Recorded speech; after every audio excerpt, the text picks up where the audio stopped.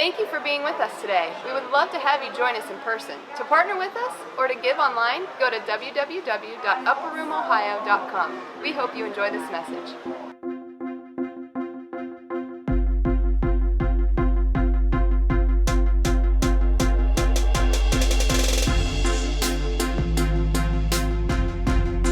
And what's funny is in the songs and also in Aaron, when he was up here doing the transition and leading us into really some heaven that was falling on this place, he has really spoke the message that was birthed in me.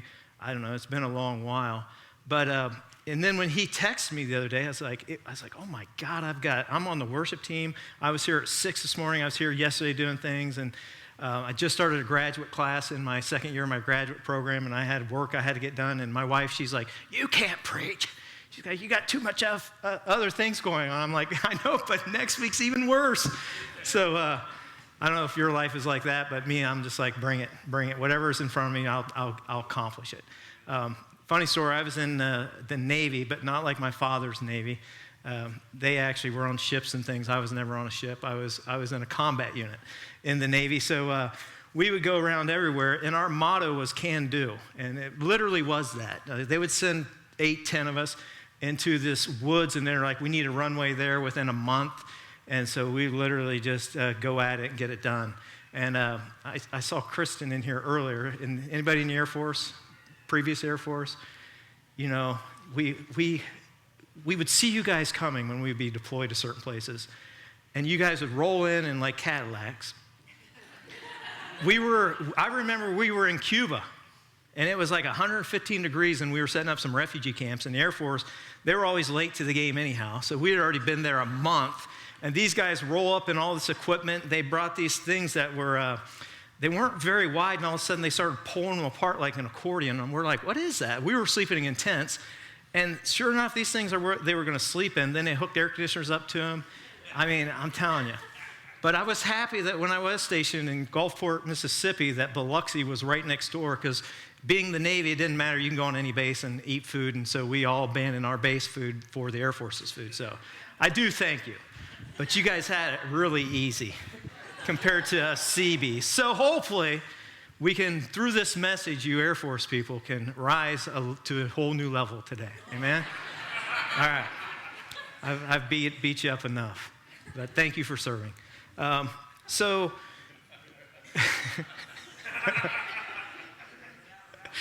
Johnny. Amen. I didn't in the first service either. So, abundant joy. I was the last few weeks in our small group, and we've been meeting and really recalibrating what we want to do as we move forward through this year. Just like everybody in here, we're from the Miami Valley, and there's a lot of weird things that happen, unique things from the tornadoes to the shooting, just to everything that has been affecting our area. It also affects all of us in here. I think, there was people directly, and our youth is out there right now organizing a trailer that we've had a lot of donations to the tornado relief. So, I mean, it has really hit home, and what it has done in our group, and I think in our church as well, is really have us look at where we are spiritually.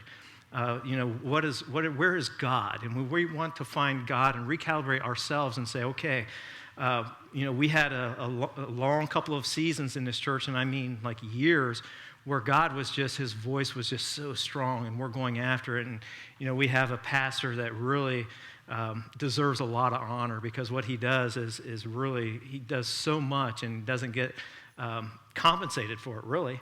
And so, but the last few months has been just so unique with where we are at, but also it has got the eyes of the nation upon us once again as well. And we've always been Ohio. It's like, there's a saying that where Ohio goes, there goes our nation. And I really believe that in so many different ways. I'm not just talking political. I do mean spiritually. And there were more inventions in the Miami Valley and patents than all the rest of the U.S., right in this little region. And so God has something special that we're a part of just by being here in Ohio. And we take that even to the next steps of where we're at as a church. I take that as where I'm at in my own home, that there is a favor upon us. And in the midst of tragedy, the nation's looking at us to say, hey, how are we going to rise above this? How are we going to react when everybody else that's normal reacts this way? How are we going to react? And so that's what we've been doing as a small group that's a part of this church, is we've been meeting and saying, okay, we were hearing from God a couple years ago, and it was literally putting one foot in front of the other because of what he was saying. And it was literally, we were like a compass aimed straight for what God was leading us. And prophecy after prophecy was being fulfilled. Positions, promotions, we read that as a declaration over our finances, but literally in the spiritual realm, we were doing that. We were conquering, and we still plan on doing it, but we went through a season where it's just we've been hanging out, to be honest. And I think that's our church in a sense too, is it's not, we need to today, mark today and say we're not hanging out anymore. We're going to take it to a new level. And so I really believe God has given some keys to this church that we don't even know that are here. And now that we see some keys, what doors do they go to and how do we open these doors? So I have this message that really has to do with running. Who runs? Anybody raise it high and proud. Keep it up. Everybody, you didn't give people a chance to look. I got to see who the runners are. All right, I'm not. I am not a runner. I like to run short distances. So at work, I'll do sprints. But my old body, I can't take. I put myself through way too much abuse when I was younger. So the doctors say, do not run. But I have found that when I run sprints, it doesn't affect my knees, and I can do it very well. But what I'm talking about with running is you endurance runners. So, and for me, that would be anything over 10 minutes. So if you runners are doing that, something happens about the 10-minute mark. Like I used to run our 5Ks here at church just for fun, and until we had a guy that couldn't ride a bicycle to lead people, so I had to take over the bike for about 5 years. All right, John? Listen, just a funny story. I won't throw him under the bus because he's not even here. So we have this bicycle. We had an annual 5K on Memorial Day here for many, many years. I want to say it was like 7 or 8 years. So when we got to this new church, the route changed, and so the route would head out of the church, turn right, and then go down a little ways and go left through the neighborhood. And so, but it was the last street. It wasn't the first street past the little business. It was the last street. And so you guys know the 5K people, they're hardcore. They go it's a circuit for them. It's like they go from race to race to race, and you see them, some of them will do a warm-up 5K before they do our 5K, and I'd be out there like, you guys are crazy. But anywho, one of our people here was on the bicycle all geared up, and he went out, and I was running this race, and all of a sudden these people are coming out of this neighborhood, and I'm like, is there 2 races going on? What's going on? And these people were cussing, screaming, yelling at our poor guy that turned down the wrong road for him. Because, they're all tracking their time and everything else. So, it was pretty funny. But that guy wasn't on the bicycle the next year because that was a pretty big deal to those people. But again, I'm not a runner. But I do know that in times that I have ran for distance, about 10 minutes is a barrier for me at least, that it's like, all right, I'm not going to die. I'm not going to die. I can do this. As painful as it is, about 10 minutes for me, it's like, all right, we can do this. I can do about an 8-minute pace, and we can finish out this 5K. And in life, I've noticed that, and after that, we would go over to my mom and dad's over here, and we would have a big cookout. So I would feel so good that I just ran 3.1 miles, and so then I would just indulge. And so, but that's life. It's like you endure sacrifices so then you can have pleasure. Is that just me? Like Aaron, you ever see, he binge diets, and then you'll see him somewhere, and it's like, I thought you was on a diet. He's like, this is my off day. And I'm telling you what, some people I see on their off day, it's like, well, all you had to do is be normal for forever, because that off day just put a beating on you. So anywho, running is so unique because it lines up spiritually for abundant blessing. Abundant blessing.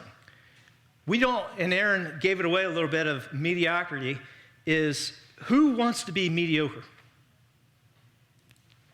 No hands went up. I almost got one, I think.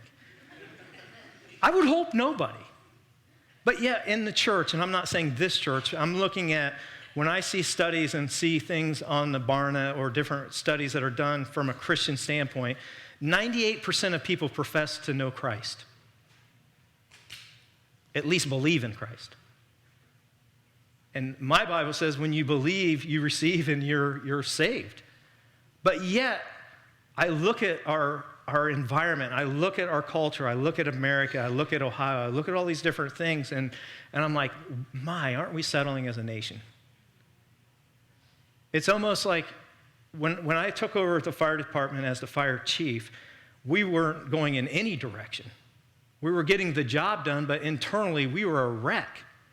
And so when I took over, there was people doing their own thing, there was people doing this, our equipment, our training. So I really sat down and said, you know what? I gathered a core group of people around me and said, we're going to develop the core values of why we do what we do, and that will be our guide. And then when we start to get left of center, we can look at that and say, you know what about the integrity? What about the honor? What about the compassion? What about the compassion of why we do what we do, guys? If we were compassionate and we cared about our community, why would we do this? And it really creates a good guide for how we lead and at the fire department. So we as a nation, and think of that, it can be as small as Tipp City, but I believe we've settled. We've settled to be able to come into the church building and feel a little bit for ourselves and walk on out. Come back the next week, and occasionally we run into somebody where we can give our Christian talents away. Occasionally. But when I read the Bible and when I look at life, and I tell my son who is 13 years old that nothing comes without a price, that's the truth. There is something about the truth that is so enlightening, and it is such a thing, but sometimes the truth isn't always easy. I was telling my son, he just entered into the 7th grade, so he's in junior high, and it seems like yesterday he was literally, I was talking to Josh, it was like he was this big, and now he's bigger than me. But we told him, in all seriousness, you're going to be exposed to things. So he wants a cell phone with a plan, and I'm like, oh, dear God. I don't know how to run my own, to be able to trust you. And so, but we told him, we were like, in the school, and we've always told him, as long as you are a leader and not being led, then we will let you be in a public school.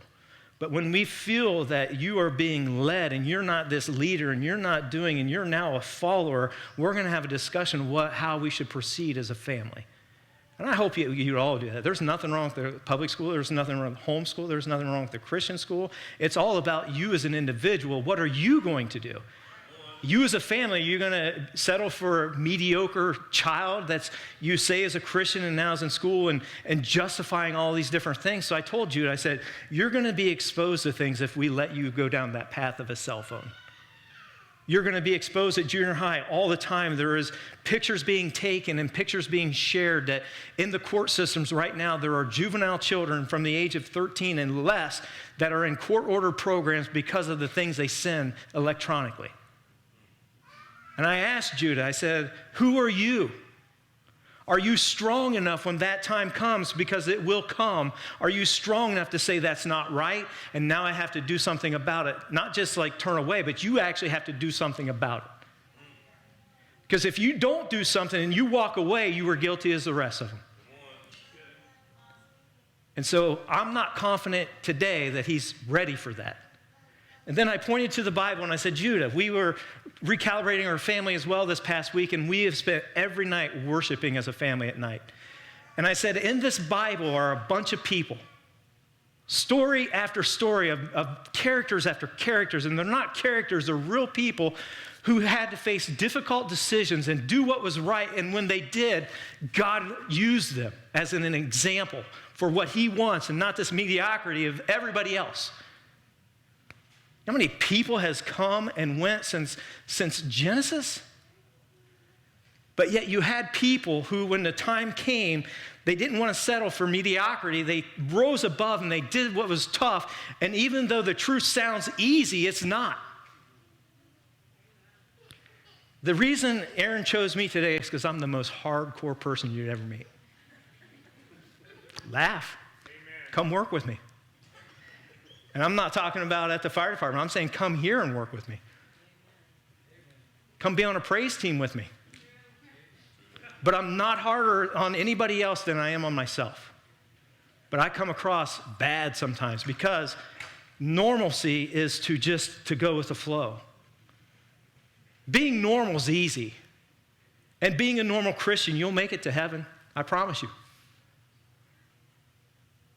Because he says that those who call me by name and those who receive me, those who I have a relationship with. And you know how many people were in this Bible that made it to heaven that didn't make it into pages of these books? Sometimes there was people that not only wanted to go to heaven, they wanted to make an impact when they were given this great opportunity of life to be in this place. A recent Harvard study followed 3 teenagers from 1930s. It was an 80-year study. And they followed them because they wanted to find out what makes people happy. So they followed these people for 80 years, marked them out. And it was 3 or 4 teenage boys, all different demographics. And so at the end of this big, long study, they said that what brings most happiness to people, and i.e. joy, is relationships. Relationships haven't changed since Adam and Eve. They were created for a relationship with God. God created everything, and it was good. And then he says, I'm going to create somebody who can be somebody I can communicate with. I need company. And then he created man, and Adam's in the garden, and he's like, man, this guy could use a helpmate as well. Then there was Eve, and so, it hasn't changed. And then they had to do an 80-year study to show that relationships bring the most happiness. But along with relationships, they found in that study too, what brings the most sorrow is relationships. So there's this line somewhere that below it could be, mediocrity. It could be just normalcy, but it could also be where all the suffering is. And I'm not talking about suffering like Jesus did on the cross. We'll get to that in a little bit. I'm talking about suffering about you're jealous because your neighbor has his car paid off. Or you come into church and you find that somebody else is driving a nicer vehicle than you. Talking about looking at a marriage and being like, man, why can't my marriage be like this? There's a line of this thing where there's a lot of people that settle and they want this, but they're stuck here and they don't know how to get to the abundancy. And here today, if you just listen and open your heart, there's going to be I truly believe this, that there's going to be a door unlocked for you that just makes it just plain. I used to be a personal trainer. And to me, it was like just common sense. It literally was. But I would encounter people, and I would be with them, once a week for an hour, and they wondered why they weren't losing weight, or they would wonder why it's like, well, I can't lift any more weights, and it's mostly weight loss is what I had to deal with. And I remember this truck driver, and I'm like, what are you eating? Like, do me a favor, just go, because he was getting frustrated at me, and I'm like, it's not my fault. I'm working with you. It's like, if you wanted to work out, buddy, then go work out with somebody. But you've hired a trainer, and now you're mad at me because you're not getting results. I'm like, just take a week and write down everything you eat. And don't hide it. Just don't lie. Just do it. And so he brings me this list, and I was like, oh, my God. I'm like, dude, 3 Mountain Dews a shift when you're driving your truck and a whole bag of Cheetos every night. Well, yeah. I'm like, well, you can't do that and expect to make differences here. Well, I can't give that stuff up. He's like, because he drove for UPS, and at that time, they didn't even let him have a radio. He's like, I'm bored out of my mind. He's like, I'm not giving up my Mountain Dew and Cheetos. And I'm like, all right, I'm not training you anymore. But people can be saying, you know what? I want to be like you. I want to have the benefits. I want to have it's like you don't even worry about finances. It's because you have all this. And people don't even know sometimes what sacrifices are made by certain people to get to the abundance, but yet they're jealous of it. This study that was done about relationships, another study that was recently done on millennials saying, hey, 1,000 millennials, what do you wish to attain? What is the top 3 things by the time you reach 50, what do you want? It was being rich, 80% of them, I want to be rich. 50% of those said, I want to be famous. Why aren't we influencing these people? Where is our influence as Christians? People come to me, they're going to hear the truth.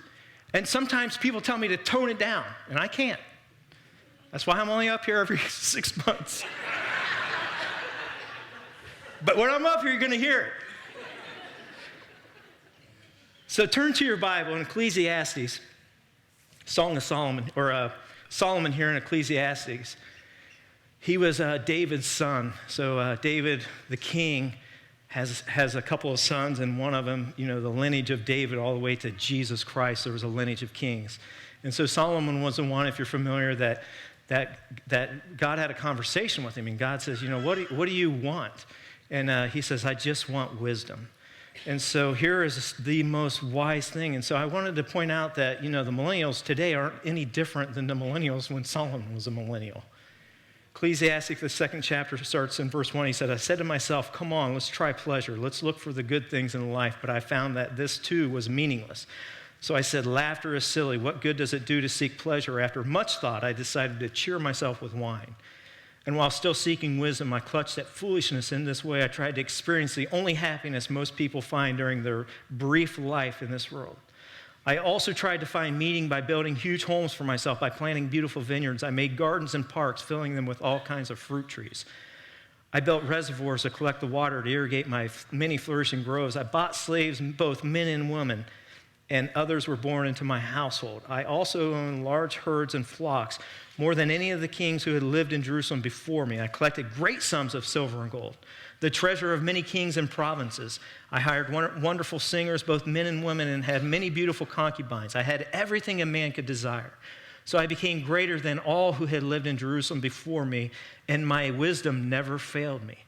Anything that God ever gives you will never fail you. Each and every one of us have giftings, and it will never fail you. Solomon at that time, when God granted him wisdom, he became far, far greater in his thoughts and his wisdom, that queens and kings would come from all over just to sit and listen to him speak. So here he says, my wisdom never failed me. Anything I wanted, I would take. I denied myself no pleasure. I even found great pleasure in hard work, a reward for my labors, but I looked at everything that I had, worked so hard to accomplish, and it was all so meaningless. Like chasing the wind, there was nothing worthwhile anymore. It's no different. It's no different today what the enemy has done when and that's the other thing. It's like you have this sacrifice level of here to get to the abundance. And it's like, I heard a country song. I listen to country music occasionally. And it was saying the line between joy and pleasure is so thin. And so here you have today the same thing that's happening out in this environment of America and everywhere else is we want things. These things will make us happy. This money will make me happy. In his day, he did the same thing. He had tried it all, but nothing brought him joy. So I do have a scripture here in Psalms 27, and it's David talking about 27, 4 through 6.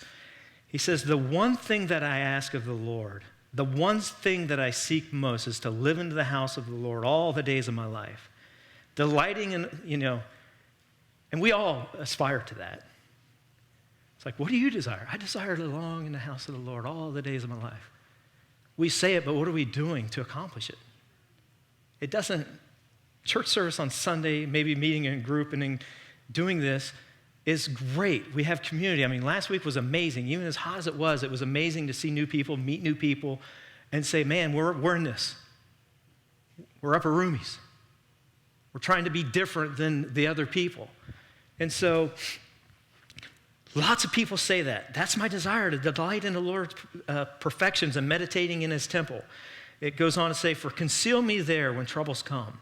He will hide me in his sanctuary. He will place me out of reach on a high rock. Then I will hold my head high above the enemies who surround me. At this sanctuary, I will offer sacrifices with shouts of joy, singing and praising the Lord with music.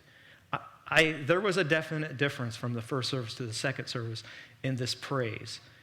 And so, and I'm not knocking those people in the first service, but I was praying to God, and then the second service happens, and it's like, if your worship doesn't cost you something, you are doing it wrong.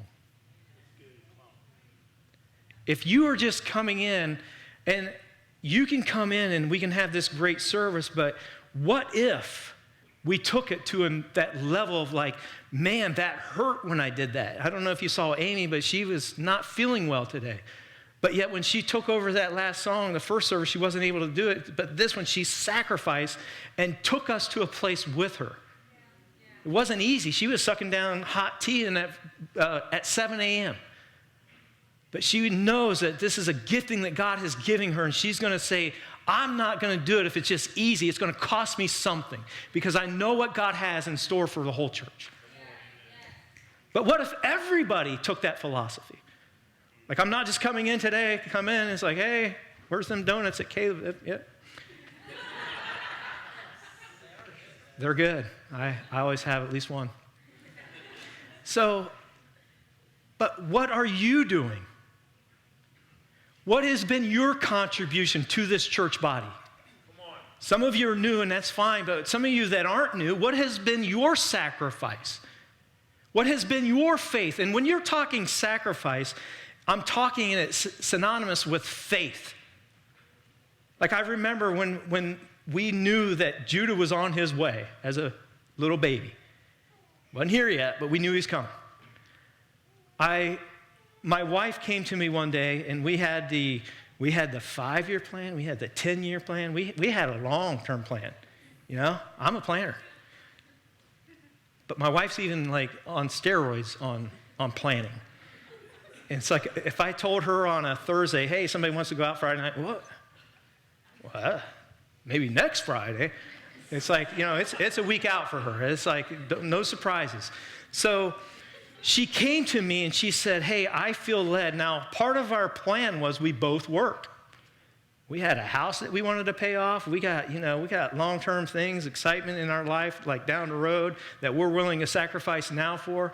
But she said, hey, I want to not work when we have him. My first reaction is, that sounds amazing. I want to delight in the Lord too, all the days of my life. And so I said, like any normal human being that has plans, I said, how's that work in our plan? She's like, that don't work in our plan. I'm like, yeah. So I'm like, well, why don't we do the math on that? And let's see. And so she obliged, and I don't know how long later, she came back. She's like, hey, it doesn't line up mathematically. Because we were trying to save. I mean, we were, not real young, but we were younger than we are now. And so, anywho, long story short, we knew it was God's plan, period.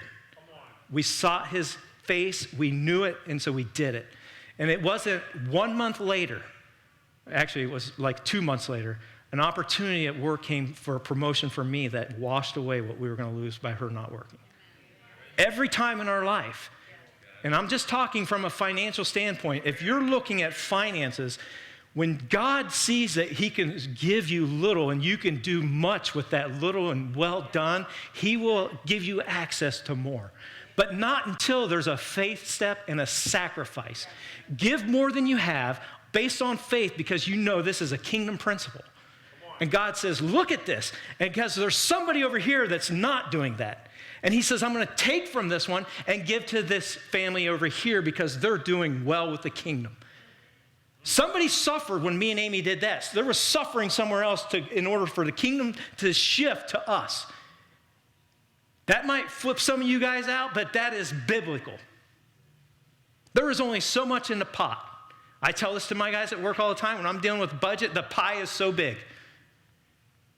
Do you realize in this planet Earth, the finances, it's not like you think that the government just prints more money. That's kind of true. But there's still, the pie is only so big. In the kingdom realm, when somebody's blessed, somebody else was not doing what God wanted them to do. Some was taken from somebody who hid their treasure, and now it's been given to somebody that has stewarded it well. That's scripture. So I challenge you, and that's all I'm going to talk on finances, is I challenge you, how are you stewarding your finances? Are you worried about yourself, or are you worried about the kingdom? When you can worry about the kingdom, say, God, what do you want? Your finances will flip, and you can't explain it. I've got a rush, but I'm feeling it like my dad. I got a little spirit on that one. So David understood that even his praise involved a sacrifice. David was hardcore just like me. If I'm thinking of a Bible character, it's like I'm David. Like I can envision, like when Aaron's talking about that hunting, that David was always like, scouting around, like, even when as a sheep farmer, he was a shepherd boy that nobody thought would be even king worthy. He was always on the lookout, like, if you're hanging out with David, like say me and you hanging out, and you're like, what are you looking at? And I was like, man, I think I see a lion up there. I'm gonna go kill that thing. Just run up there with his bare hands and kill it. That's the Bible. It says that. He's like, I could kill it. He's like, what do you? And then he marches over to his brothers. He's like, why are you guys letting that big dude mess with you guys? What's going on here? And they're like, this whole kingdom palace, they're all just like, and this guy's laughing at him named Goliath. And David's like, you guys, just go kill him. And he did. But David's that guy that understood that in order to do something that probably doesn't look normal. I don't know if that was normal in the Bible in the old days that just guys went out and killed lions with their bare hands. I don't think it was normal. I think that's that mediocrity that we're talking about. Right. Most people would be like, it's only 2 sheep out there, David. These are all right. No, I'm not cool with that. Go kill that thing. I'll be right back. And then it's like, man, you better get into shape. You're going to hang out with me. It's like Aaron. I'm so sorry. So I want to point one more story about David in 2 Samuel, the 24th chapter. It talks, David, this principle you have to get. You don't have to, I want you to understand something. You don't have to rise to abundance today. That's your choice. But I can't imagine that anybody in here doesn't want abundance if it's accessible. And we're just telling you, and I'm telling you here today, that God gave this to me. This isn't on my own. You can do it. But it's going to involve something, and are you willing to pay for it? So David here in the 24th chapter of 2 Samuel, it says, that day Gad came to David and said to him, go up and build an altar. And I'm in the 18th verse. Go up and build an altar to the Lord on a threshing floor of Araunah the Jezebite. So David went up to do that, what the Lord had commanded with him. And when Araunah saw that the king and his men were coming toward him, he came and bowed before the king with his face to the ground. Why have you come, my lord the king? Araunah asked. David replied, I've come to buy your threshing floor to build an altar to the Lord there so that he will stop the plague. Take it, my lord king, and use it as you wish. Araunah said to David, here is the oxen. Here's everything. I am just so honored that you're here. Take it all.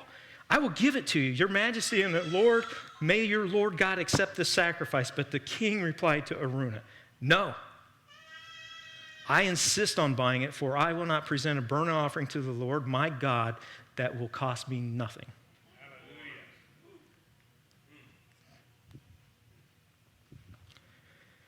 And the Lord answered his prayer. So you wonder, David, here's the dichotomy of David. You have an individual who is just straight shooter, just truth, and he didn't run out and say, hey, I should be the king. God already knew. He was already doing and stewarding what God said, that is him. And so then David, just upon his own foundation and character, he got this revelation from God. God is the one that said, don't give me something that doesn't cost you.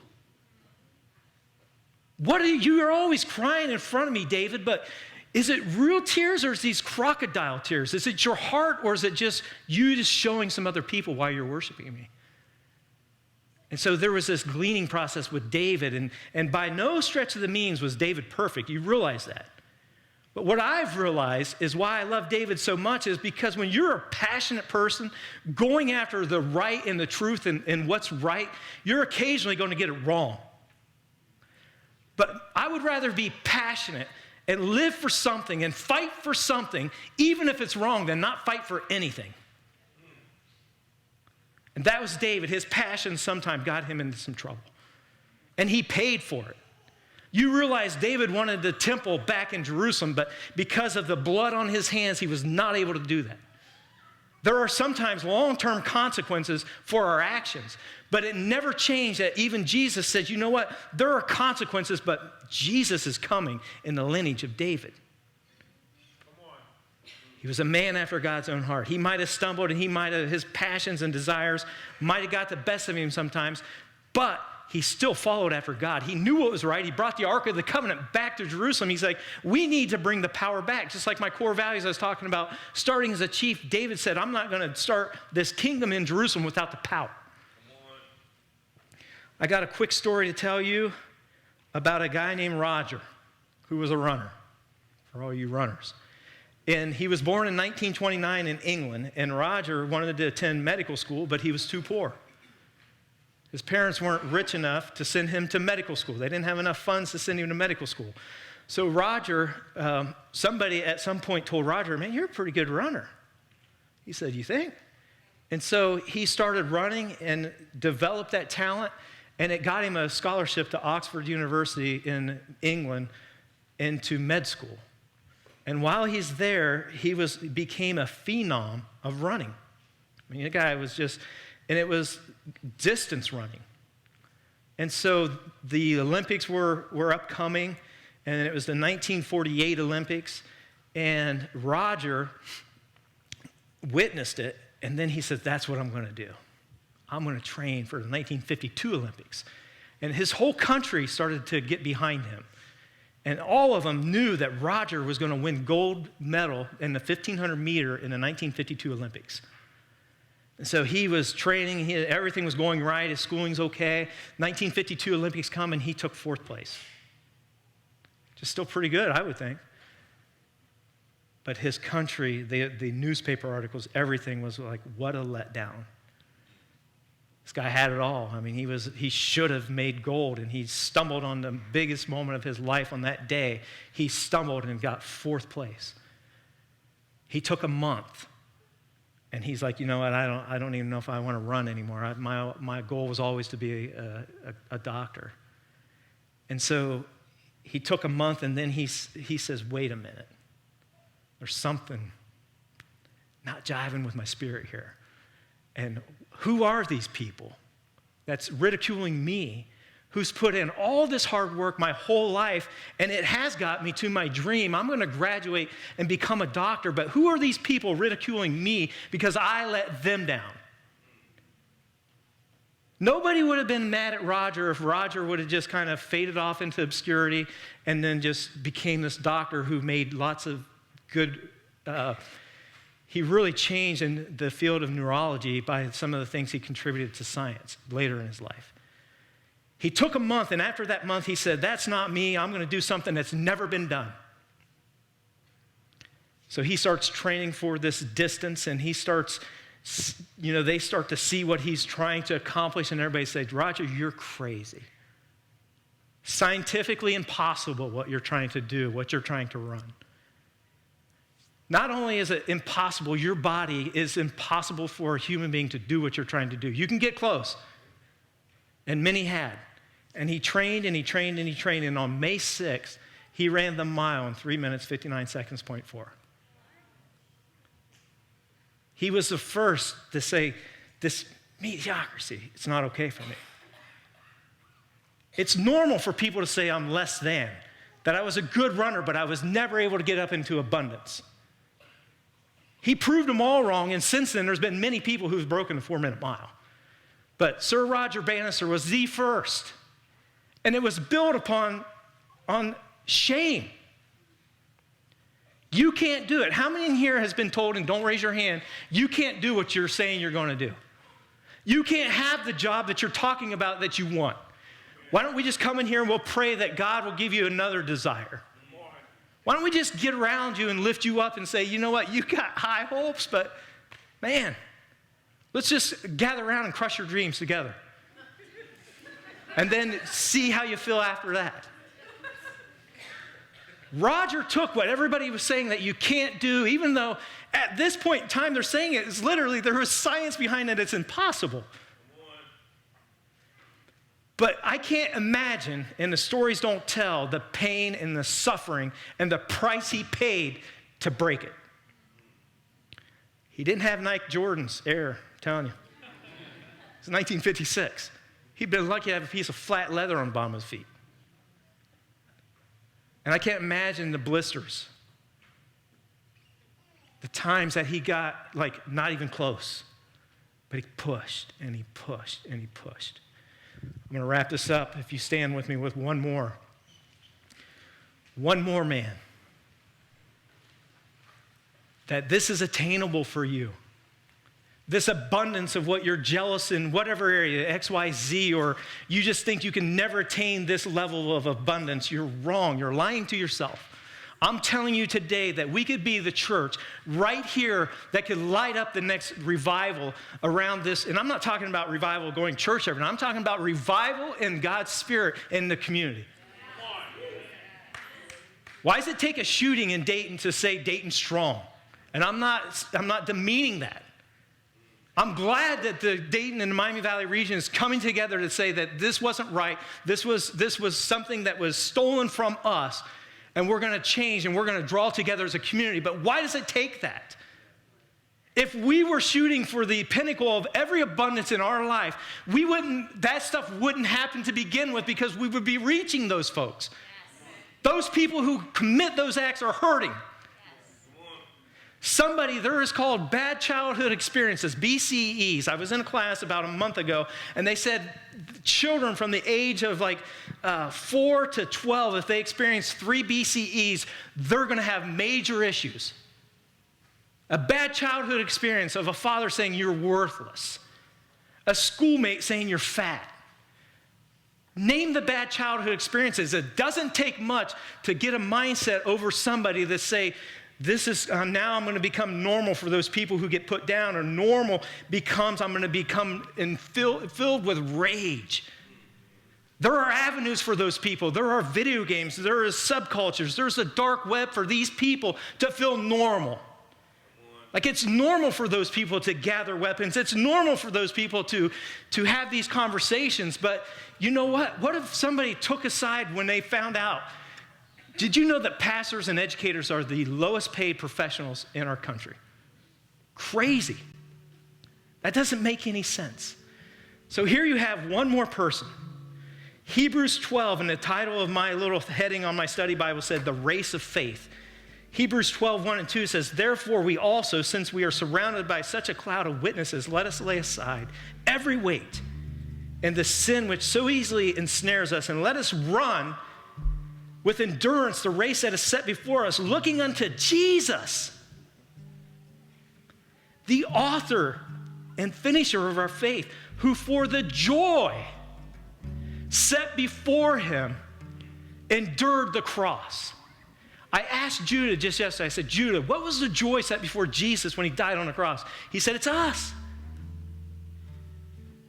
Don't let this abundance be something that you're trying to get for yourself. Mercy Me sings a song, it's called Younger Me, Dear Me, or something. I'm horrible at this stuff. I just play the notes. But he says, man, if I knew the joy wasn't about me in that song, if I only knew that when I was younger, if it was that the joy I'm trying to get wasn't about me. I was talking to Lisa last night and a couple others that we were sitting with some good friends. And if you're a Christian long enough, you're going to get weird thoughts. I remember my mother-in-law, when she first started coming to church, she's like, I get these feelings occasionally. Is there really a God? I was like, don't worry, after 15 years, I still wonder that from time to time. But then I was like, wait a minute, snap back. God is good. But I was saying, why I just had this running thought last few weeks. It's like, you see all this bad, and it's like doing the career that Aaron and I do, you see so much of the negative side of people. But on the flip side, you see such the positive side of people. So I was like, why isn't God? Why hasn't he came back? Why hasn't he called his church up? And And I just felt this thing inside me. God's like, because if I do that, I stop creation.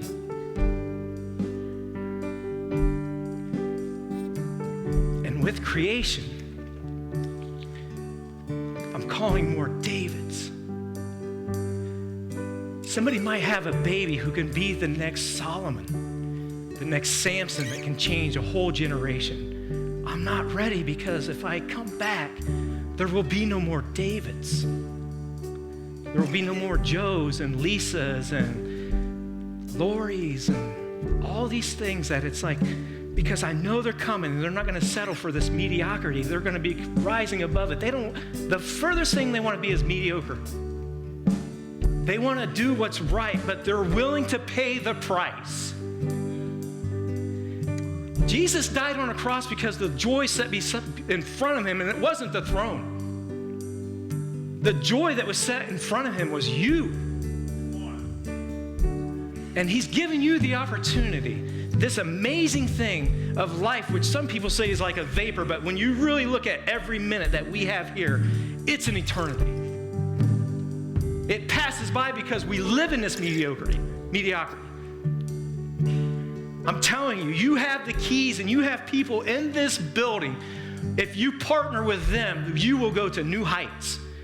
And you won't be concerned about your finances. You won't be concerned about your marriage because it just tags along with the benefits of knowing what you are in Christ. I was going to do some wild praise music, but I don't feel that now. I feel that if you want a level with God that you've never had before, just make your way up here. You're stepping out as the one that's saying, you know what, I don't want to sit in the back, stand in the back. I'm different. You have to be different. I'm not saying you have to come up here. Look at this. This is the next Davids. This is the next Esthers. Did you know that Esther in the Bible, and Esther, I've been talking about all men, you women are just as important. Amen. Yes. In Esther, King was saying that, there was a guy that was plotting against the people of Israel. And there was a moment in time that Esther had to be able to access the king. He loved her. She was beautiful. She was the queen. But she knew if she wasn't summoned by the king, she was going to die. And she told her uncle that. She's like, I haven't been before the king for 30 days. And I know the risk. If I go before him and he didn't call me and he doesn't establish and lay down his scepter towards me, I could die. And just like Isaiah, when God says, whom am I going to send? Who will go before me? And Isaiah says, here I am, Lord, send me. Esther says, this is the day that I'm going to mark in history, and she's in here. So I just pray over you, all of you that are willing to say, I'm not going to settle anymore. Today is going to be a mark. I'm marking today that my life is going to change. Those around me is going to change. And the culture is going to change because God has made it to change. This culture is going to change, folks. I can promise you that. God's plan in the end will be fulfilled. It will either be fulfilled with you or Esther or Isaiah or David or you. And it's amazing to think that you have that potential that it could be you. Don't let anybody squash that. Today we're dreaming and we are saying this is a new day. God has marked the church today. And he's marked every one of us. And I just pray over you right now. Lord, these people, and I mean everybody in here, Lord. Everybody. That today is a day that we understand what we can be, but Lord, we know it's going to come with a price. But Lord, after we pay that price, we know that the abundance is there.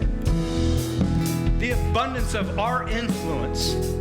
The abundance of us to be able to save marriages. The abundance of the healing power that will be established in some of these people today. that when we speak of praying for somebody, it's not a mediocrity Christian prayer. It is a faith-filled prayer that we say we are going to align with heaven, and we are going to pray for your father, your mother, that is diagnosed with cancer, and cancer be gone. And it happens. Wow. You guys got me pumped up. Got me pumped up, fired up. You guys rock. You know what's awesome about this is I've been down for a while. You know, devil had me down, and it's like there are nobody willing to do what you're about to preach. This was months ago. You're going to preach a message that's going to fall on deaf ears because they're not willing to pay like you are. Like when I go hunting, I want to experience the coldest of cold. I want to be hurting in that deer stand, and I just want it because I know that through that sacrifice, that reward will come. When I stay out there longer than my brother, there's a better chance I'm going to get a deer than he is. I'm being 100% honest. And when people go to the cabin because their toes are about falling off, I march up there last. And they're like, you're hardcore. And I just see that here today, that you guys are hardcore. You're hardcore about listening to God. You're hardcore about changing the environment. Hardcore about your own lives, and you're hardcore about others. You rock. You're rock stars. You are famous. Guys, go enjoy the day, the week, but let's do that. Let's make a commitment together that we're not going to settle for mediocrity. Yeah. Enough. I mean, there's enough churches out there that just show up on Sunday. If you wanted churches to show up on Sunday, there's 100 of them. Let's be a church that we go out and we get semi-trailers to help the tornado victims. Let's be a church that we go out and we actually get a chainsaw and we help cut trees down. Let's be a church that when a shooting happens, we love on the people before we say what caused it. There's 100 people saying what caused it, but at that moment in time and now, it's still needing people to be loved on because there's still, the Bible says there's a time to mourn. And so, I could keep going, but I won't because you guys, you're amazing. Thank you so much.